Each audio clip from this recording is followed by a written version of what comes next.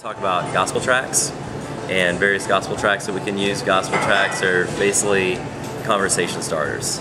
So here's one, and this says, is this man going to hell or heaven? I don't know if you can see that there in the video. Going to heaven. Is he going to hell or heaven? No, he's going to heaven. Yeah? How do you know? I can tell by the peace look in his eyes. Yeah? Well, it's hard to tell, isn't it? No. He looks like a pretty good and decent person, but you can't tell by looking on the outside. Yeah, no, you can't.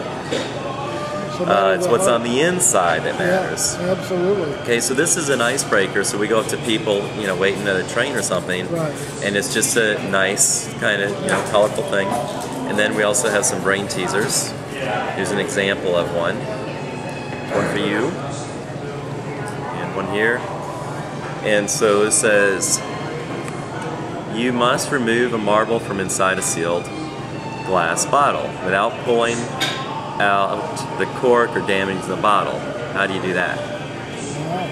Beats me. I went to Southeast Missouri State. Alright, so you flip it over and it says, answer, push the cork in. Okay, so yeah, it all, that makes sense. Every once in a while someone will know what it is, but this is good in a group setting. You can say, who's the smartest one in this group? And so groups of 3, 4, 5 are great. The approach on the street. So who's the smartest in the group? And someone will raise their hand and say, okay, normally the one that raised their hand is actually not the smartest one, but we'll find out. And so we do a little brain teaser, and normally it turns out that the one who has volunteered is not the smartest. And then we'll say, hey, got a good person test. Who in this group is the best person? And typically the fingers will point to the same person. And so say, hey, well, we can test it and see how good they are. You want to do it? And sometimes that person is going to be a little more on the timid side. So someone that's a little more vocal, say, what about this guy? How does he compare? Oh, he's a sinner. It's like, well, how about we find out? You want to do that? Oh, sure, why not? And so that leads into a good person test. And that's just another way, that's an icebreaker to get to the point of a spiritual conversation.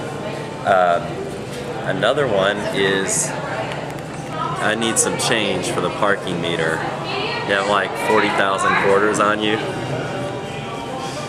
So that's kind of fun. It's $1 million. And so it's just neat novelty. You're like, oh, that's not real. It's like, no, but isn't it cool? Yeah, don't you want it? Yeah.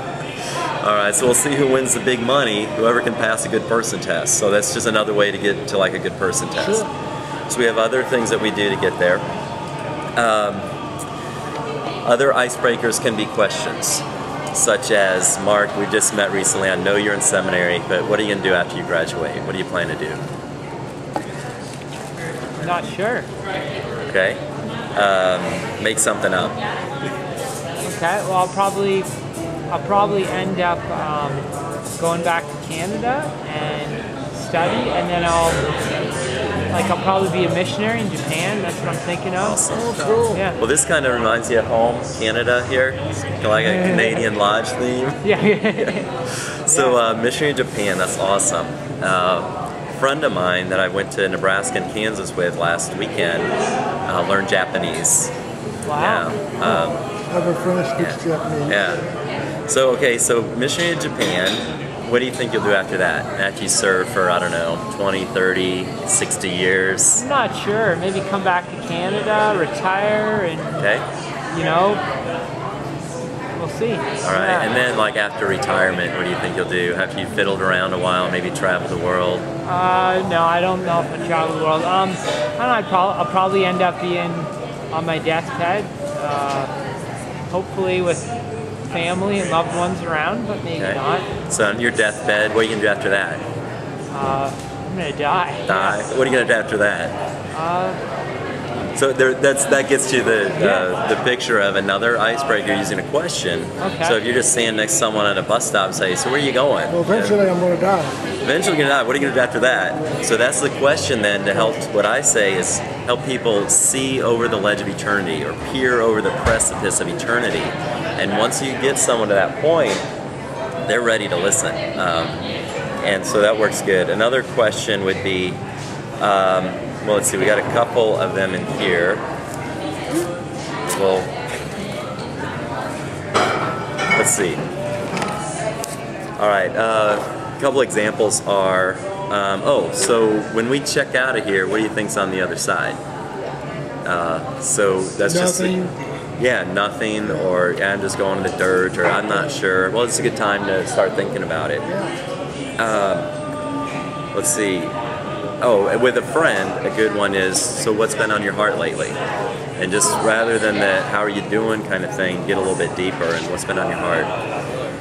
And so those are a couple examples of some icebreakers. So once we've broken the ice, and this could be done with a stranger, it can also be done with friends, using some open-ended questions. Then we go on to another step, which would be taking people through one of various paths to get to the point of, so